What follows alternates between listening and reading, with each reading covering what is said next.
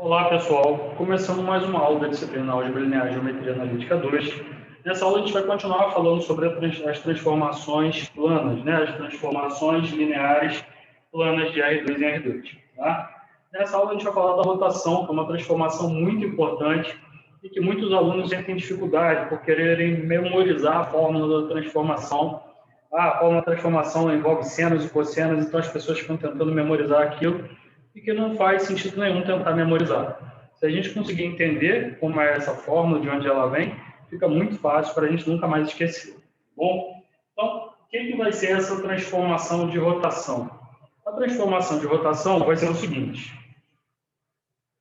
Como ela é uma transformação de R2 em R2, vou fazer aqui eixo X e eixo Y. Quando eu te der um vetor do R2, vetor V, essa transformação vai permitir que você rotacione esse vetor em um determinado ângulo. Tá? Então, você vai conseguir rotacionar esse vetor em determinado ângulo aqui. Um ângulo que eu vou chamar de θ. Esse ângulo θ, anota isso, sempre é medido no sentido anti-horário. Tá bom? Então, o que eu quero é a transformação linear que me permita rotacionar um vetor, ou seja, girar ele, rodar ele. Tá bom? E em determinado ângulo. Então, eu quero uma fórmula que, quando eu aplicar lá o vetor V na fórmula, eu consiga encontrar como imagem o vetor V rotacionado. Então, eu quero encontrar a imagem de V, vai ser esse vetor V rotacionado no ângulo θ, e a gente simboliza assim, a imagem de V rotacionada no ângulo θ. Então, essa é a nossa intenção, é obter uma fórmula para poder fazer isso, para poder rotacionar o vetor. Perceba que o comprimento do vetor é preservado. A única coisa que eu faço é girá-lo. E quando eu giro, evidentemente, as suas coordenadas serão alteradas. Então, a minha fórmula vai oferecer as coordenadas desse vetor que será rotacionado em determinado ângulo. Então, vamos chegar a uma fórmula para isso. Mas, para isso, antes de começar, é importante falar o seguinte. Tem dois vetores que são muito fáceis de serem rotacionados, que são os vetores canônicos do R2. Tá? Quem são os vetores canônicos? Alguns livros chamam de IJ, outros chamam de E1 e E2. Tá? Então, o vetor E1 é o vetor canônico do R2, tem coordenadas 1, 0, e o E2 tem coordenadas 0, 1. Tá? Bom, qual é a vantagem de trabalhar com esses dois vetores? Primeiro, eles são fáceis de serem rotacionados, vocês vão ver como. Tá? E qualquer vetor do R2 pode ser escrito como combinação linear desses vetores, já que A1 e A2 formam uma base do R2, determinada base canônica do R2. Né? Então, qualquer vetor pode ser escrito como combinação deles.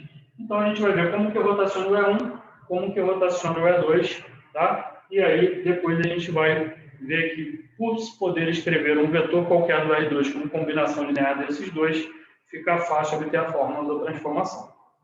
Então, além disso, o vetor E1 ele é um vetor unitário.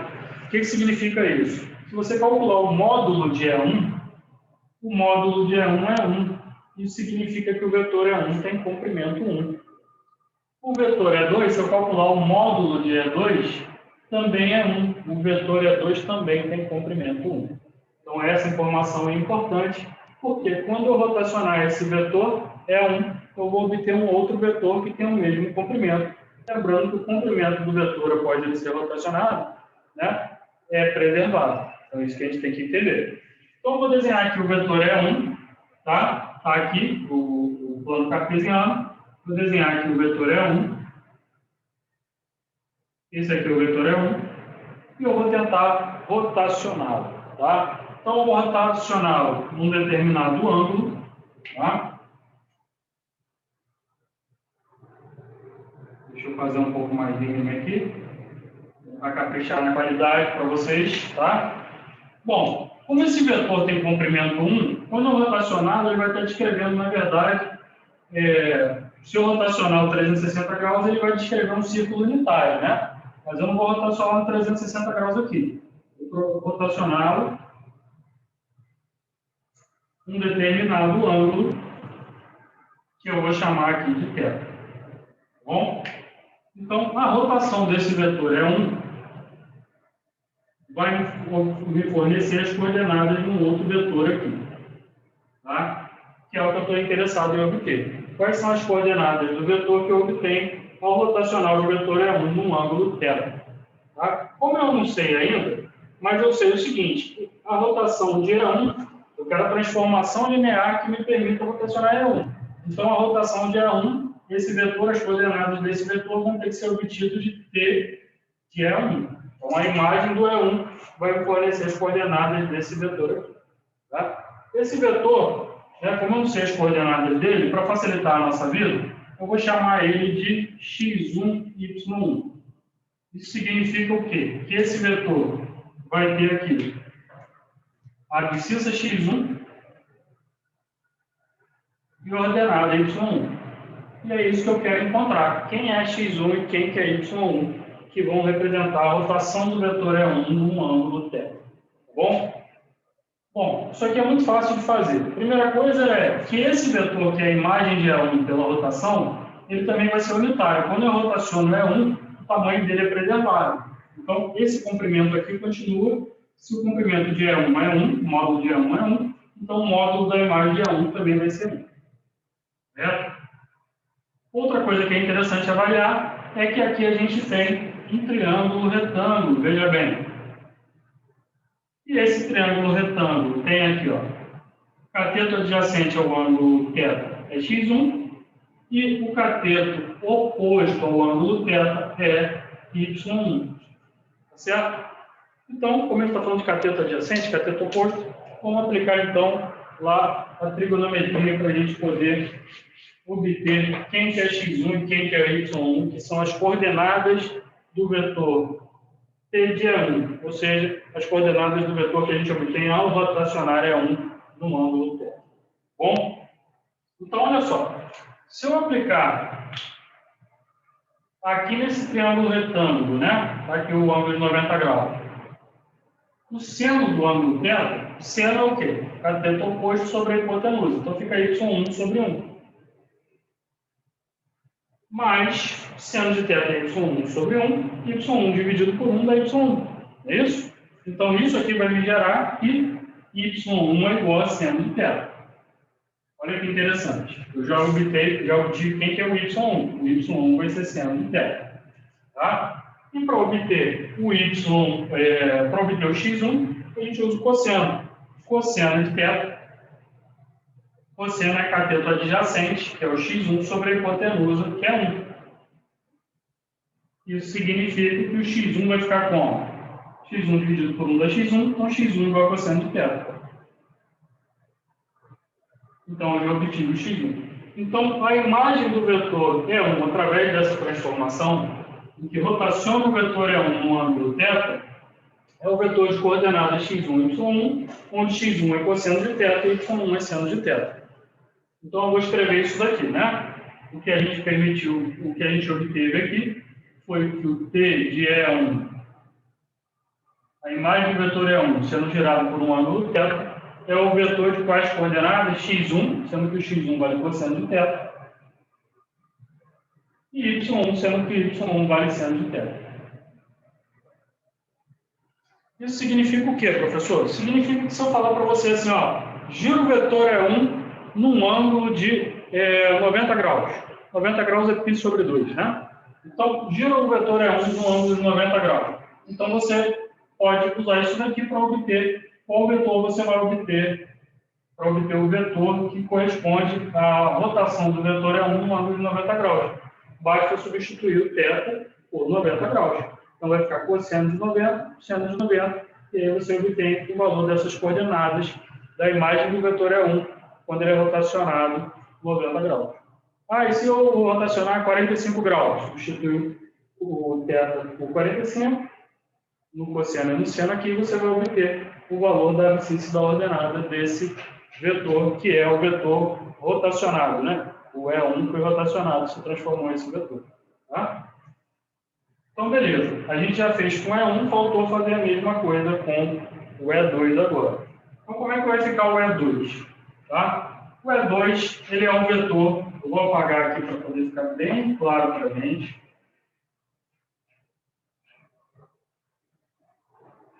Tá? Então, o E2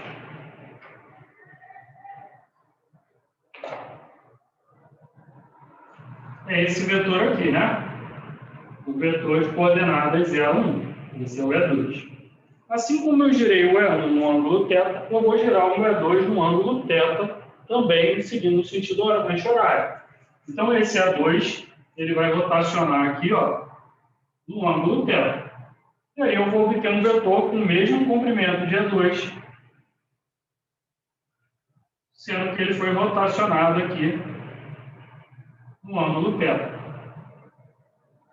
Esse vetor que eu vou obter vai ser a imagem de E2 através da transformação de rotação. Então, vou chamar esse vetor de T de E2. Perceba que esse T de E2 eu não conheço. Então, eu vou chamar as suas coordenadas do T de E2 de x2 e y2. O que significa isso? Que esse vetor tem a abscissa x2 e ordenada y2. Agora, preste atenção que aqui tem um pequeno detalhe. A gente vai aplicar o seno e cosseno da mesma forma, né? A gente tem aqui um ângulo de 90 graus, então a gente consegue aplicar o seno e cosseno. E2 tem comprimento 1, então esse vetor que é a imagem de E2 também vai ter comprimento 1. Significa que a hipotenusa do meu triângulo retângulo aqui é 1, né? Então a gente vai aplicar seno e cosseno da mesma forma e vamos ver como isso vai ficar. Bom, agora a gente está trabalhando com o vetor E2, o E1 já está lá. Então, veja bem, quando eu aplicar o seno, o que vai ser o seno? O seno de qual ângulo? Desse ângulo aqui que foi o ângulo de rotação. Seno é cateto oposto dividido pela hipotenusa. Tá? Quem é o cateto oposto? Qual é essa medida aqui em cima? O cateto oposto. É a medida x2, é esse comprimento aqui da base, ó, x2. Então, o seno vai ficar x2 dividido por 1. É isso? x2 dividido por 1. Só que eu tenho que tomar um cuidado. Porque se você olhar aqui no eixo x, o x2 está na parte negativa do eixo x, ele está antes da origem. Então, aqui não vai ser x2 sobre 1. Sendo x igual a x2 sobre 1. Tem que colocar um sinal de menos aqui para que o resultado de x2 para a gente fique negativo. Tá? Já que x2 é um número negativo, está antes da origem. Então, aqui é menos 100. Certo? Então, isso aqui vai permitir que a gente obtenha, né, através dessa expressão aqui, que o x2 é igual a quê? x2 dividido por 1 dá x2 igual a menos seno. Certo? Bom, agora a mesma coisa a gente vai fazer para o cosseno. Então, como é que vai ficar para o cosseno agora? Ao calcular o cosseno aqui, desse ângulo, o cosseno é o cateto adjacente sobre a hipotenusa. O cateto adjacente é isso daqui, ó, esse comprimento aqui, tem a altura y2 nesse ponto, então aqui é y2. Então, cateto adjacente sobre a hipotenusa, então cosseno é y2 sobre 1. Aqui eu tenho que colocar negativo do lado do cosseno? Não, porque o y2 aqui é positivo, ele está acima da origem no eixo y. Tá? Então, o y2 dividido por 1 da y2, então y2 igual a cosseno de θ. Isso significa o quê? Que a imagem do vetor E2, através dessa transformação, né, que dá uma rotação de um ângulo θ nesse vetor E2, vai ser o quê? O vetor que antes eu tinha chamado de x2, y2, então x2 vale menos seno θ, e o y2 vale cosseno de θ. Então, olha que interessante. Se eu pedir para você, rotacione o vetor E2 num ângulo de 45 graus. Então, significa que você vai calcular a imagem do vetor E2 com um ângulo de 45 graus. E isso é obtido calculando menos seno de 45 graus cosseno de 45 graus.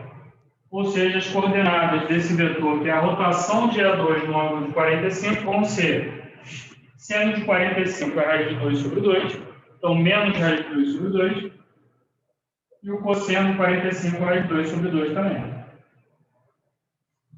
É isso?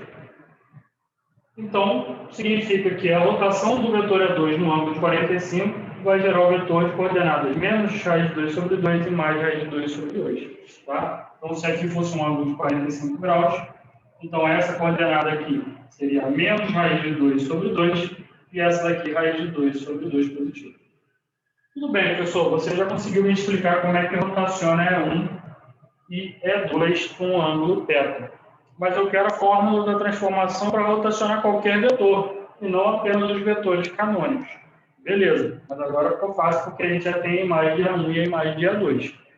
Lembra comigo o seguinte, cada vetor do tipo xy do R2, né? Qualquer vetor do R2 pode ser escrito como combinação linear desses dois vetores E1 e E2 da seguinte forma. Qualquer vetor xy é a mesma coisa que x vezes E1 mais y vezes E2. Sério, professor? Sério. Se você chegou até aqui e não lembra disso, retome as aulas iniciais. Se você substituir o E1 por um zero e substituir o E2 por 0,1, multiplicar o x por essas coordenadas e o y por essas coordenadas e efetuar a adição, o resultado vai ser o vetor xy. Né? Então, qualquer vetor xy da R2 é a combinação linear de E1 e E2, e E1 e E2 formam uma base, a base canônica do R2. Certo? Bom, dessa forma, o que eu quero obter é uma fórmula para a imagem de um vetor qualquer do R2. Então, eu quero obter a imagem de um vetor do tipo xy qualquer do R2. Bom, mas qualquer vetor xy pode ser escrito da seguinte forma, como combinação linear de E1 e E2 dessa forma. Então, eu vou escrever o vetor xy aqui, a imagem do vetor xy eu vou substituir por essa expressão. Então, a imagem do vetor x é 1 mais y é 2. Legal? Dando continuidade aqui, a gente sabe das propriedades das transformações lineares, que a imagem de uma combinação linear de vetores é a combinação linear das imagens desses vetores com os mesmos coeficientes, o que significa que essa expressão pode ser escrita como xt de E1 mais yt de E2. Correto? Bom, tendo escrito isso daqui, olha só como é que vai ficar fácil a nossa vida agora. Tá? O x eu vou deixar quieto, mas a imagem do vetor E1 foi uma coisa que a gente já obteve, que é esse vetor aqui, ó, cosseno θ, seno θ. Então, no lugar de q de E1, eu vou substituir por cosseno θ, seno θ. Entenderam por que eu obtive a imagem de E1 e E2 antes? Justamente porque todo vetor pode ser escrito como combinação, todo vetor do R2 pode ser escrito como combinação linear de A1 e A2 dessa forma, e aí eu consigo, aplicando essa propriedade das transformações lineares, conseguir chegar até a fórmula de transformação. Então, Q de A1 vai virar cosseno de θ, seno de θ, mais y vezes T de E2. T de E2 é menos seno θ por seno θ.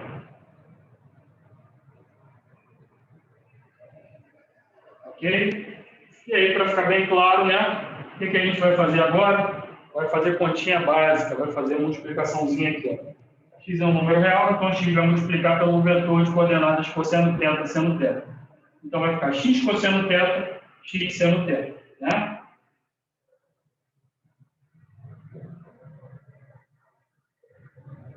Mais o y vai multiplicar por menos seno θ e por cosseno θ. O y vai multiplicar por esse vetor, então vai multiplicar pela abscissa e pela sua ordenada.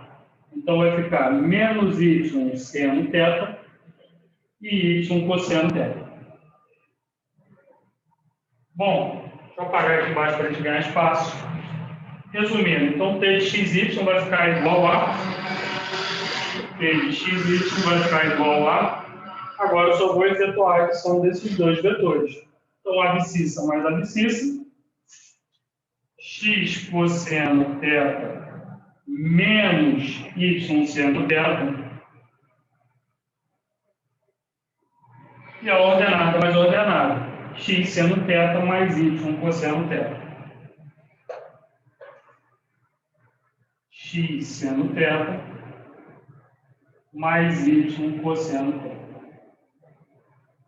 Aí, que coisa bacana, que coisa legal, a gente chegou na fórmula dessa transformação de R2 em R2 Tá? Essa fórmula, muitas vezes, a gente acrescenta, né, nessa fórmula esse θ aqui embaixo do T.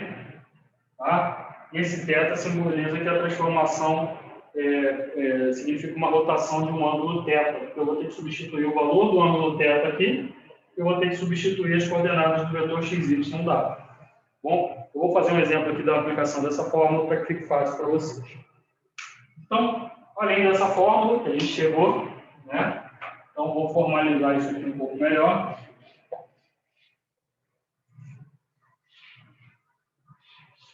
Então, o que é a rotação, né? Que é o que a gente estava visando obter. É uma transformação de R2 em R2, definido da seguinte forma. Você vai pegar um vetor xy do R2, vou colocar aquele θ aqui para ficar simbolizada a rotação, tá? E a gente vai obter como imagem o vetor x cosseno θ menos y seno θ.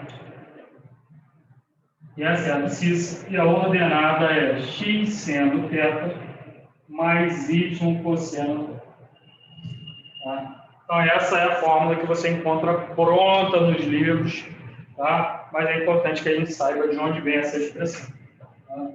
Quem que é a matriz canônica dessa transformação linear? A matriz canônica dessa transformação linear é fácil de obter. É só você calcular a imagem dos vetores 1, 0 e 0, 1. Que, na verdade, inclusive, já calculamos. A gente calculou o t de E1 e t de E2 para chegar a essa forma. Então, a gente já tem a imagem desses vetores. Mas, de todo modo, substituindo o x por 1 e o y por 0, isso aqui vai ficar cosseno θ. Substituindo o x por 1 e o y por 0, vai ficar seno θ. Né? Agora, o contrário. Substituindo x por 0 ou y por 1, vai ficar menos seno θ. Substituindo x por 0 e y por 1, cosseno θ. Então, essa é a matriz canônica dessa transformação linear. Tá bom? Então, essa é a transformação de rotação. Então, para fechar essa aula, que já está ficando bastante extensa, eu vou dar um pequeno exemplo, tá? Para a gente poder resolver aqui e entender direitinho. Bom, cadê o exemplo? Então, imagina que eu quero rotacionar um vetor V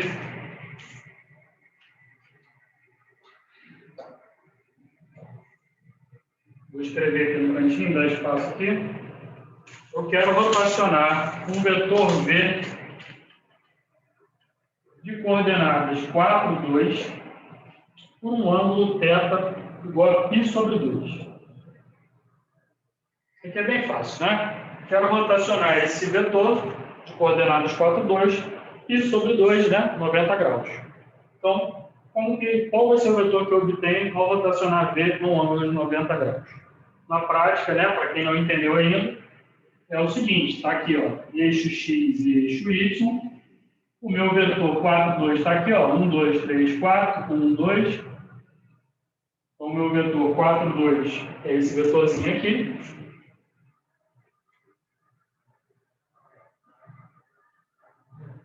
X vale 4 e y vale 2, ele é o vetor V. E eu quero rotacionar ele num ângulo de 90 graus.